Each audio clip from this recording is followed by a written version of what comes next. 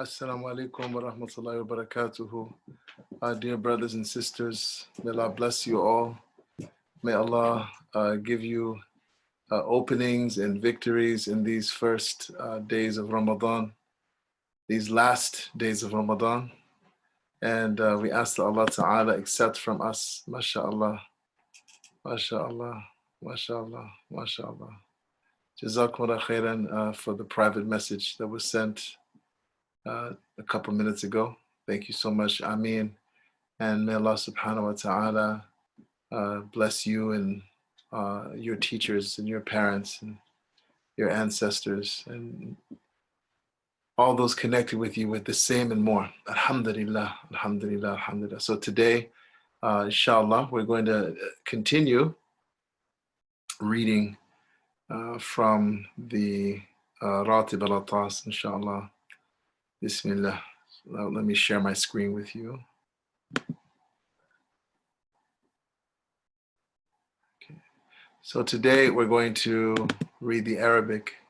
Yesterday we read the transliteration. So today we'll read the Arabic.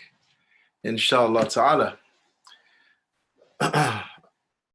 أعوذ بالله من الشيطان الرجيم بسم الله الرحمن الرحيم راتب العطاس لسيدنا الإمام قطب الأنفاس الحبيب عمر بن عبد الرحمن العطاس نفعنا الله به الفاتحة إلى حضرة سيدنا رسول الله محمد بن عبد الله صلى الله عليه وآله وصحبه وسلم وإلى روح سيدنا الحبيب عمر بن عبد الرحمن العطاس صاحب راتب والشيخ علي بن عبد الله باراس وأصولهم وفروعهم أن الله يتغشاهم برحمة والمغفرة الفاتحة أعوذ بالله من الشيطان الرجيم بسم الله الرحمن الرحيم الحمد لله رب العالمين الرحمن الرحيم مالك يوم الدين إياك نعبد وإياك نستعين اهدنا الصراط المستقيم صراط الذين أنعمت عليهم غير المغضوب عليهم ولا الضالين آمين أعوذ بالله السميع العليم من الشيطان الرجيم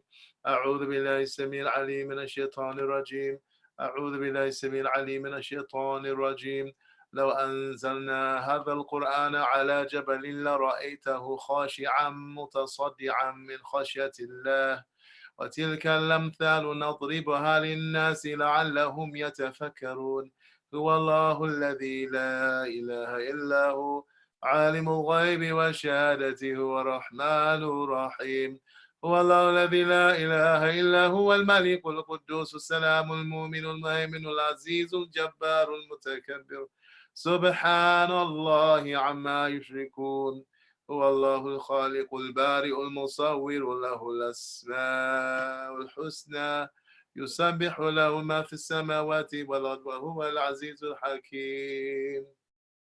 Again, please do your best to recite along with me in your homes, inshallah, on your own devices, reading from your own devices, either in the Arabic or transliteration of Ratib al-Attas.